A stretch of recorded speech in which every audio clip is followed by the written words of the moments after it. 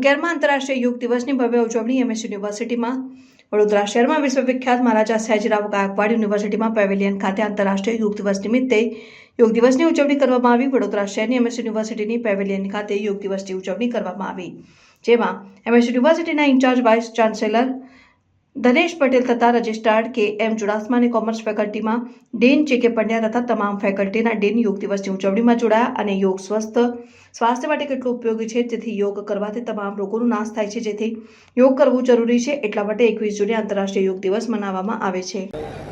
આજે international yoga ડેના દિવસે મહારાજા સયાજીરાવ યુનિવર્સિટી ઓફ બરોડામાં યુનિવર્સિટી પેવેલિયન ઉપર તમામ ફેકલ્ટી મેમ્બર્સ, સ્ટાફ અને સ્ટુડન્ટ્સનું એક સેન્ટ્રલાઇઝ્ડ યોગા સેશન આજે યોજવામાં આવ્યું હતું।